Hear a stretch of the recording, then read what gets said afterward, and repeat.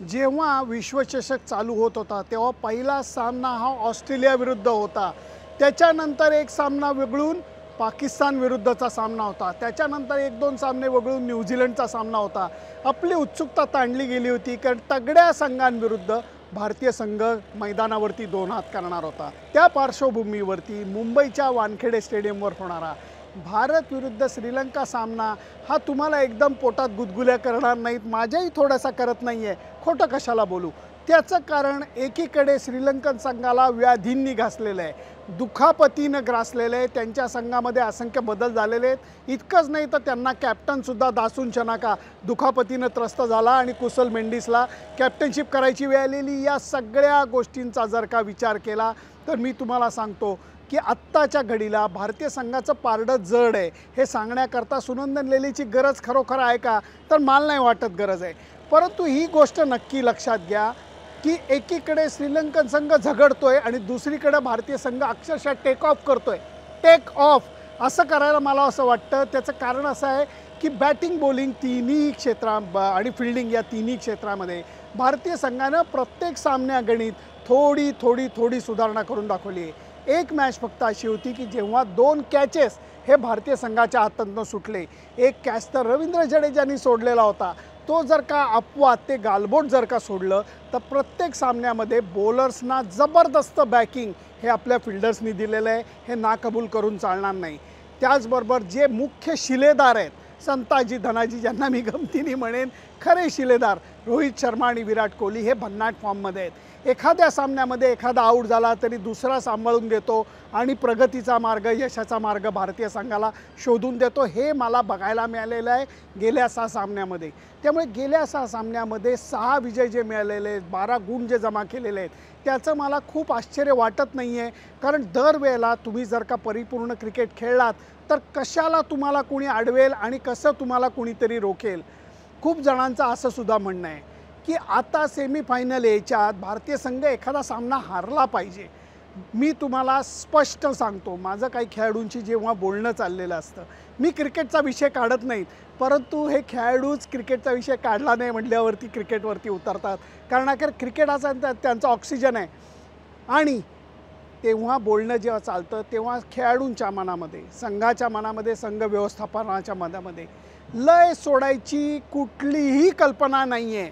समोरची टीमचा विचार थोडा वेळ करायचा, अभ्यास करायचा, पण मुख्य जे लक्ष आहे ते भारतीय संघाच्या बलस्थानांवर द्यायचं आणि त्याप्रमाणे योजना आखायच्या आणि त्या मैदानात राबवण्यासाठी सर्वस्वपणाला लावायचं। श्रीलंकेचा सामना याच्यापेक्षा काही वेगळा नसेल, ॲब्सोल्युटली वेगळा नसेल। त्याचं कारण असं आहे, खेळाच्या क्षेत्रामध्ये तुम्हाला एक लय असते, एक रिदम असतो। टेनिसच्या खेळामध्ये जर का तुम्ही टेनिस मनापासून बघत असता, तुम्हाला जाणवत असेल की एखादा खेळाडू सॉलिड डॉमिनेट करत असतो, धपाधप पॉईंट जिंकत, सेट जिंकत असतो आणि नंतर अचानक एखादा पॉईंट जो खाली जात असलेला खेळाडू आहे तो एकदम लढून अशक्य प्राय पॉईंट हा मिळवून दाखवतो।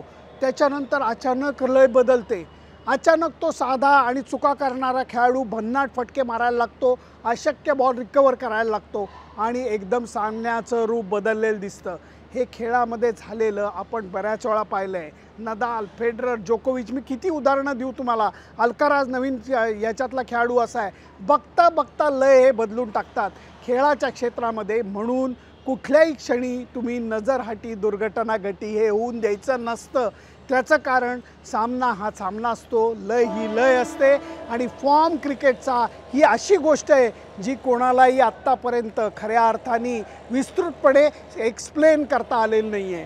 त्यामुळे भारतीय संघ कुठलाही दुसरा तिसरा विचार करणार नाही, ॲब्सोल्युटली दुसरा तिसरा विचार करणार नाही।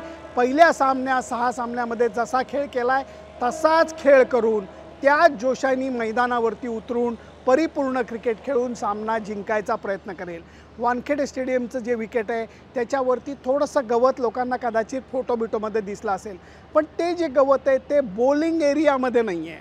जो बॉलिंग एरिया आहे त्या बॉलिंग एरियामध्ये गवत खूप कमी आहे, पाणी व्यवस्थित झारीने मारलं गेलेलं आहे, त्याच्यावरती रोलिंग झालेलं आहे, त्यामुळे विकेट बॅटिंग करता चांगला असेल। अगोदरच वानखेडे स्टेडियमची सीमारेषा छोटी आहे, त्यातनंही बोर्डांना जागा मिळावी जाहिरातीच्या म्हणून ती अजून आत आणली गेलेली आहे. त्यामुळे काही ठिकाणच्या बाउंड्री लाईन्स या लज्जास्पद छोट्या आहेत. पण या मैदानावरती हे सगळ्यांना माहिती आहे की भरपूर धावांचा पाऊस इथं अगोदरही पडलेला आहे आणि भारत श्रीलंका सामन्यातही पडणार आहे. परत एकदा मला ती गोष्ट वाटते की भारतीय संघ पहिली बॅटिंग करायची शक्यता नाकारता येत नाही. त्याचं कारण तुम्हाला सांगतो, गेल्या सामन्यामध्ये तो प्रयत्न भारतीय संघाला करायला मिळाला, त्यांनी डॉमिनेशन दाखवलं.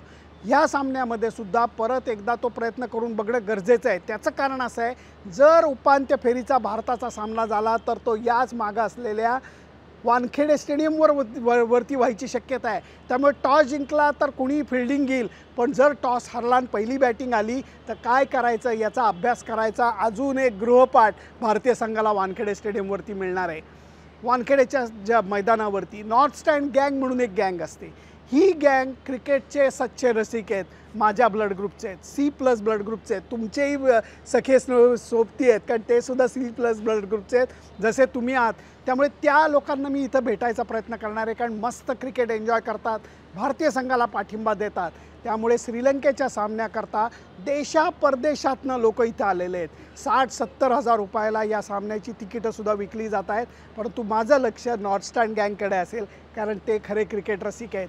इथे जसं सवाई गंधर्वमध्ये चांगली तान मारल्यानंतर गायिका किंवा गायकाला पुणेकर मस्त दाद देतात, तसं वानखेडे स्टेडियमवरती चांगल्या शॉटला, मग तो डिफेन्सचा असू देत किंवा मोठा सिक्सरचा असू देत, दाद मिळते.